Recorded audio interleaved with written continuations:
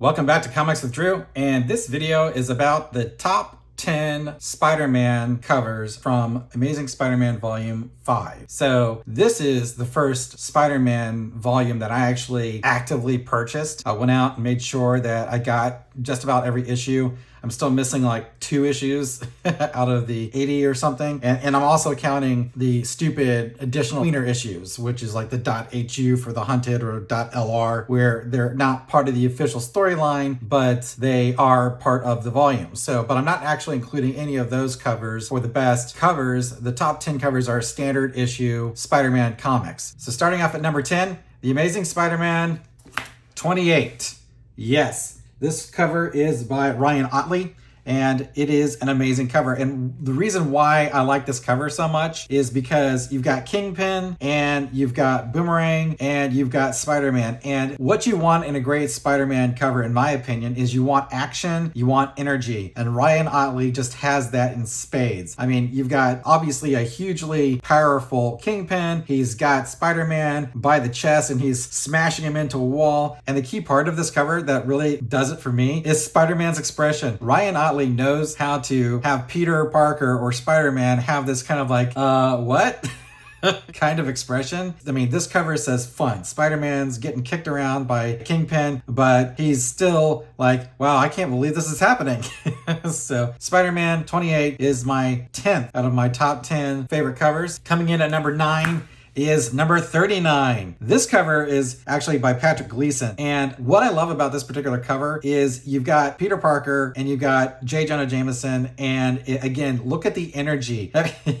J. Jonah Jameson can never be accused of not spraying it. He never actually says something, he sprays it. Here's Peter Parker. He's got J. Jonah Jameson's slobber all over his chin. And he's even got his mask halfway pulled up, and they're like arguing on a podcast. So I love this cover because you want your villain to look bigger and more powerful than your hero. And then you want your hero to have, you know, a kind of attitude that they're going to take on this challenge. And subconsciously, that's what this cover is doing here. So you have Peter here. He's obviously smaller than J. Jonah Jameson, but he's not going to give an inch to it. So even though you've got this rage face here from JJJ, complete with like, you know, the pencil, you know, it's like, this is such a visually dynamic cover for being just a profile of 2 guys getting in each other's faces. And it really illustrates the relationship that Spider-Man has with J. Jonah Jameson. I really like how Gleason signed it here. It's very, very sly. He's got that signature right in the mic, and you wouldn't even think about it if you weren't actually looking for it. So it's a beautiful cover, and it comes in number 9 of my top 10. And coming in at number 8 is Amazing Spider-Man 29. This cover is by Ryan Ottley again. And what I like about it is that, look at the background here. So normally when you see Spider-Man flying through a cityscape, the buildings are oriented so that they're on either side and you're looking at it vertically. And even though this is kind of like an homage to, you know, McFarlane's Spider-Man with the whole pose, you've got a different angle. And that's one of the wonderful things about Spider-Man in general, is that you don't have to have traditional cityscapes. And it kind of reminds me of the new Spider-Man movie where they have the Doctor Strange stuff and they're rotating the cityscapes and stuff like that. This kind of stuff done in the comics is amazing. It's a really dynamic cover. You've got the Amazing Spider-Man punched out in the back. You've got the web shooters shooting into the foreground, and you've got the sun in the background, and you even have like a street lamp. This actually kind of gives it away as to how close he is to street level here, but you don't normally see this kind of a shot. So this comes in at number 8. Coming in at number 7 is The Amazing Spider-Man number 4, again with Ryan Ottley. He just really crushed it as Spider-Man. What I love about this cover, especially because of the fact that you've got the punch out where you've got the masthead shattering. You've got a Sentinel in the background. Sentinels are awesome. I've always loved Sentinels. And even though I'm not really that much of an X-Men fan, I love the idea of giant robots. So whenever you have Spider-Man fighting giant robots, that's amazing. But it's even more amazing when you have Peter Parker and Spider-Man fighting giant robots, or at least running away from them. Here you've got Spider-Man. He's got this brick wall here, which is kind of reminiscent of Spider-Man 1, where, you know, he drops a brick wall on Norman Osborn at the end of that movie. And you've got the depth and you've got the foreground. You know, Ottley is a master at doing foreground, midground, background. And he makes these images 3-dimensional, and they're brilliant. So there's so much to look at, so much to admire. And the way he's doing the webbing is just amazing. Again, also correct usage of the web shooter. So this is an amazing cover, and it has a very well-deserved place amongst the top 10 at number 7. Coming in at number 6, we have The Amazing Spider-Man number 14. Again, this is a cover by Otley. What I love about this is a little bit similar to what I was saying with Gleason's cover, where he had J. Jonah Jameson and Peter Parker Spider-Man, face to face. You make the villain bigger, right? And so here we are. We have the Rhino, and he's crashing through a wall. And here's Peter. You would think Peter's spidey senses would have alerted him to something like this happening, but here he is completely taken aback. He's got his legs kicked up. He's got coffee, and he's like, this doesn't seem normal. And you got the shattered glass. It is an action-packed cover. It's the kind of cover that makes you want to pick up the book. I love the rage that the Rhino has here, and I love how Peter's just kind of like, oh, well, this is unexpected. So this actually shows Peter Parker's kind of carelessness and lack of seriousness, and it kind of reminds me of Deadpool. So it's almost like if, Ryan Reynolds was playing Spider-Man here. That's what I think he'd actually look like. But this is a fantastic cover, and it just misses the top 5 of my favorite Spider-Man covers for Volume 5. And speaking of top 5, let's go with Amazing Spider-Man number 51. Now this one is actually by Patrick Gleason again. And what I love about this is that we've got Doctor Strange here, and we've got just this psychedelic color schematic. Spider-Man's clearly in Doctor Strange's world here, and you have a total departure of the typical look that you've had for the books in this volume so far, but it's dynamic. There's so much to look at. There's so much going on. You've got Peter in the foreground, and he's obviously on his guard. You've got yellow eyes here, which is something that you don't normally see on Spider-Man. And you just got all this kind of psychedelic, trippy stuff going on. It is definitely an eye catcher. And with the way that Gleason does little magic sparkles, I'm not even sure what you would call this, magic rays coming out of Strange's hands and fists. It's just a great cover. This is actually, I think, suitable for framing. Some people might not like it because it's got some pretty wild colors, but that's the whole point of Doctor Strange. Whenever you have another major character guest starring in your comic, you want to have a cover, I think, that really accentuates and shows you the kind of excitement that's going to be following in the pages when you open up the book. And because of that, it's one of my top 5 covers for The Amazing Spider-Man Volume 5, and it is at number 5. Coming in at number 4 is a different artist, and this is Umberto Ramos. This may actually look like a simple cover, but there's a couple things that are going for it that I absolutely love. That is the Amazing Spider-Man masthead at a different position on the book. Not only is it a different position on the book, what he's doing with the masthead here is he's directing your focus to the center of the image, and that's where Spider-Man's going. He's going straight down, and we have a situation where Spider-Man normally is swinging, but there's no ropes here. We've got Spidey senses going crazy, and Spider-Man is falling to his apparent doom. Pictures like this are fantastic. They're always dynamic, especially when you have an artist that has the ability to give you killer perspective from buildings. And that's what Ramos is doing here. We've got the traffic going on either side.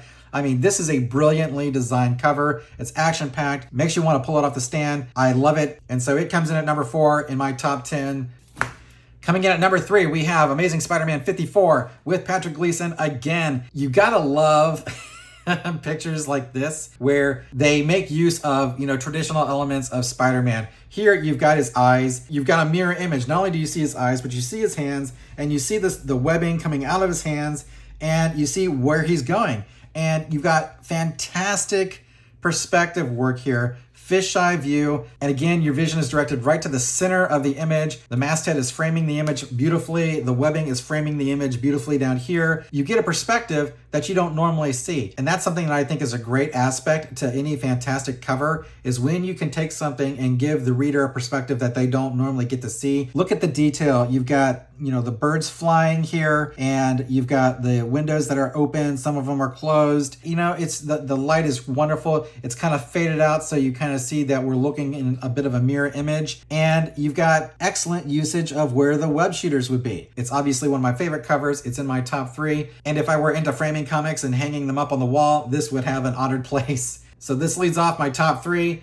And coming in at number 2 is The Amazing Spider-Man 55. Now this book, oh man, this is actually the most valuable main cover of volume 5. So there are a bunch of different variants out there that cost a lot more, but if you're looking for just like a main cover that's hard to find, it's very difficult to find, it's this one. This book is not actually that great, it's just that the cover is amazing, and it kind of reminds me of that Detective Comics cover with the Joker and the bats, you know, by Jock, you know what I'm talking about?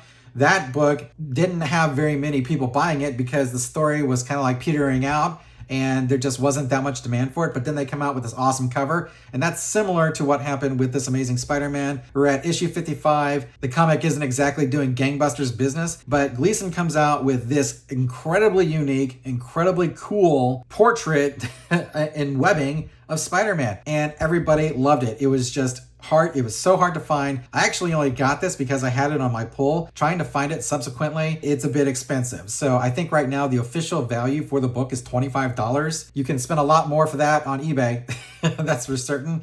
And there's a bunch of different variations. There's second, third printings of this, I believe, and you've got different colors, but this is the primary first printing, cover A, and this is such a brilliant cover that you can't help but love it, right? Look at the way, so it's not even that he's just like doing the webbing. He's got the webbing flowing, kind of like spider webs actually do flow. So, I mean, it's just a brilliant, really thought out, really well executed cover. Then on top of that, we have the Amazing Spider-Man punched out. So it's just black with a white outlining. So this is nothing but a black and white cover, and it's more dynamic than just about any other cover in the entire run of volume 5. So with that being said, drum roll please.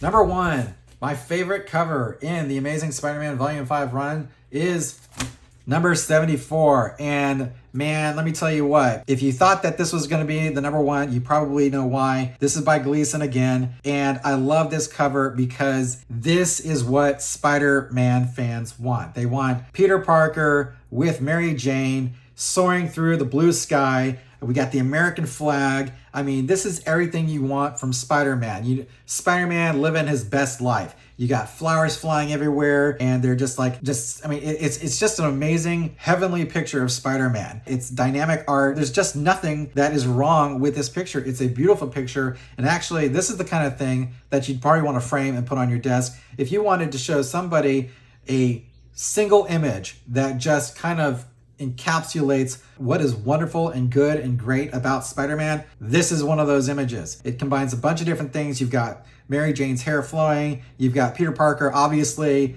wide-eyed and super excited. You've got the American flag. It's a beautiful blue day, sunshine, and it's just wonderful, fantastic perspective. And this is my number 1 favorite cover of Spider-Man Volume 5.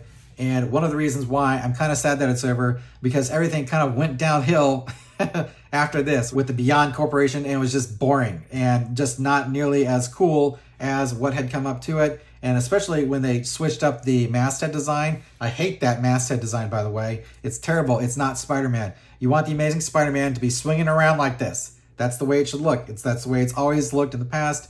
And it's not Spider-Man if it doesn't really have that, in my personal opinion. So there you go. My top 10 covers for the Amazing Spider-Man Volume 5. Let me know in the comments what you think. If you had other covers that you like better, let me know and tell me your thoughts. Again, thanks for watching Comics with Drew. I'm Drew, and I'll catch you next time.